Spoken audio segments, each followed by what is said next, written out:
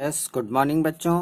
देखिए, पिछली बार हमने जो पढ़ा था वो अम्ल और क्षार के बारे में पढ़ा था ना बेटा।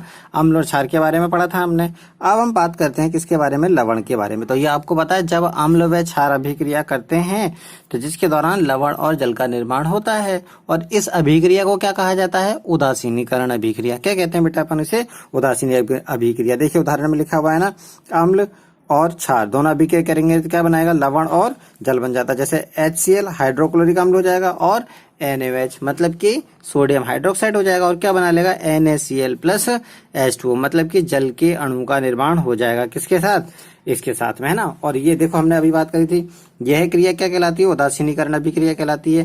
तथा यह अभिक्रिया कैसी होती है, ऊष्मा छेपी। छेपी मतलब छोड़ना।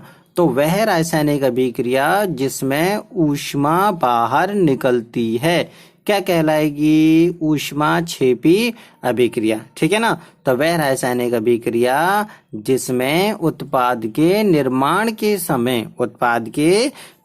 के समय ऊष्मा बाहर निकलती है क्या कहलाती है, ये ऊष्मा छेपी अभिक्रिया कहलाती है। ठीक है बेटा। अब देखिए, जैसे प्रबल अम्ल तथा प्रबल क्षार से बने लवण कैसे होते हैं, उदासीन। अब दोनों ही प्रबल हैं, या तो दोनों प्रबल हो और या दोनों कैसे हो, दुर्बल।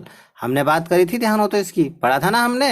यस, है ना। इस प्रकार से बन जाता है। तो दुर्बल अम्ल या फिर, और जब एक दुर्बल अम्ल और प्रबल क्षार हो, क्या सर, जब एक दुर्बल अम्ल, हाँ, और प्रबल क्षार, कौन है प्रबल, क्षार है ना। तो जो बनने वाला लवण है वो कौन सा होगा, क्षारीय लवण होगा। ठीक है बेटा। यदि अम्ल प्रबल होगा तो अम्लीय लवण होगा, और क्षार प्रबल होगा तो क्षारीय प्रबल होगा। ठीक है। चलिए अब देखिए, जैसे इसमें कई रिएक्शंस दी हुई है। देखिए इसमें लिख रखा है, प्रबल अम्ल तथा प्रबल क्षार से बने लवण उदासीन होती हैं। प्रबल अम्ल तथा दुर्बल क्षार से बने लवण अम्लीय होते हैं, एवं दुर्बल अम्ल तथा प्रबल क्षार से बने लवण कैसे होते हैं, क्षारीय होते हैं। देखो यह अभिक्रिया हो रही है यहाँ पर। HCl किससे अभिक्रिया कर रहा है, NH4OH से, और क्या बना रहा है, NH4Cl प्लस H2O। कैसे हो गए, अम्लीय लवण हो गए। और फिर CH3COOH NaOH से अभिक्रिया कर रहा है तो क्या बनाएगा, क्षारीय लवण बन जाएगा, और HCl का निर्माण हो जाएगा, है ना। अब आपको ध्यान क्या देना है बेटा, कि जो लवण के हैं गलनांक व क्वथनांक कैसे होते हैं, उच्च होते हैं। अब सबसे पहले तो बात करो गलनांक क्या होता है। क्या होता है, तो वह तापमान जिस पर कोई वस्तु पिघलना शुरू हो जाए वो तो क्या कहलाएगा, गलनांक। क्या कहलाएगा, वो तो गलनांक। जैसे बर्फ है, अब जैसे ही 0 डिग्री सेल्सियस से ऊपर हुआ और वो पिघलना शुरू हो जाता है, तो बर्फ के लिए क्या हो जाएगा, 0 डिग्री सेल्सियस से ऊपर क्या कहलाएगा, गलनांक कहलाएगा। ठीक है बेटा। और क्वथनांक किसे कहते हैं, वह तापमान जिस पर कोई वस्तु क्वथन का मतलब होता है उबलना शुरू हो जाए। जैसे पानी कितने डिग्री सेल्सियस पे उबलता है बताओ, तो 100 डिग्री सेल्सियस पर, 100 डिग्री सेल्सियस पर पानी है उबलना शुरू हो जाता है। ठीक है। कहने का मतलब अब समझ में आ गया बेटा।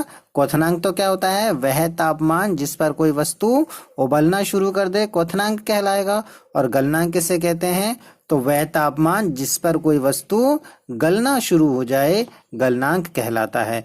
तो जो लवण होता है ना, लवण जैसे नमक NaCl, सोडियम क्लोराइड, अपन खाते हैं ना नमक, अरे उसी नमक की तो बात कर रहे हैं। उसको भगोनी में लेना और गर्म करना, आपकी गैस खत्म हो जाएगी पूरी उसकी, लेकिन फिर भी वो तरल अवस्था में नहीं आएगा, मतलब कि उसका गलनांक बहुत ज्यादा होता है। और गलनांक के साथ क्वथनांक तो और भी ज्यादा होगा, क्योंकि पिघलेगी तभी तो उबलेगी। हाँ, इसलिए तो याद रखना है बेटा। देखो लाइन लिखी हुई है ना, कि लवणों के उच्च गलनांक व क्वथनांक होते हैं। उच्च का मतलब ज्यादा होते हैं, और ये साधारणतः किसके रूप में पाए जाते हैं, क्रिस्टल के रूप में पाए जाते हैं। देखो अपन देखते हैं, नमक क्रिस्टल के रूप में तो पाया जाता है। ठीक है। क्रिस्टल में इनके साथ क्रिस्टलन जल भी उपस्थित होता है। अब देखिए बेटा, पेपर में ये आता है क्रिस्टलन जल किसे कहते हैं। क्या बेटा, क्रिस्टलन जल किसे कहते हैं, ये अपन को याद रखना। देखो परिभाषा क्या बोलेंगे हम, क्या बोलेंगे इसकी परिभाषा, इकाई अणुसूत्र में उपस्थित जल की मात्रा। क्या बेटा, इकाई अणुसूत्र में उपस्थित जल की मात्रा क्या कहलाएगी, क्रिस्टलन जल। क्या कहलाएगी, क्रिस्टलन जल। आ गई समझ में? तो ये परिभाषा आपको लिखनी है और याद करनी है। क्या बनाओगे?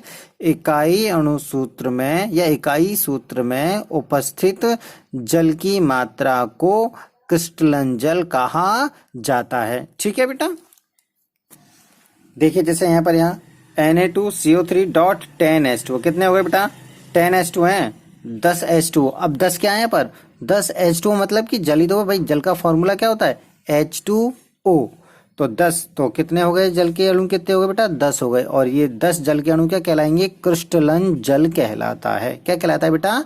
क्रिस्टलन जल कहलाता है। ठीक है, देखो लिखा हुआ है यहाँ पर सोडियम कार्बोनेट लवण में 10 अणु, कितने अणु? 10 अणु जल के क्रिस्टलन जल के रूप में है। अन्य उदाहरण है जैसे दे रखा है कॉपर सल्फेट का दे रखा है यहाँ पर, है ना? किसका दे रखा है? Copper sulphate. तो CuSO4 डॉट 2H2O, है ना? 2 जल के अणु है कॉपर सल्फेट के साथ, जिसे कहा जाता है जिप्सम। क्या कहा जाता है बेटा? जिप्सम कहा जाता है।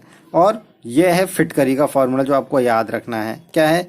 K2SO4, मेरे साथ साथ बोलना है बेटा, K2SO4 डॉट Al2SO4 का होल थ्राइस डॉट 24H2O। आ गई समझ में? तो क्या हो जाएगा? K2SO4, देखो याद, K2SO4 Al2SO4 डॉट 24H2O, है ना? तो क्या आ जाएगा? फॉर्मूला समझ में आ जाएगा? K2SO4 डॉट Al2SO4 का होल थ्राइस, देखो होल मतलब पूरा, और 3 लिखा हुआ है ना, तो थ्राइस आ जाएगा यहाँ पर। ठीक है, डॉट 24H2O। ये है फिटकरी का फॉर्मूला। ठीक है बेटा।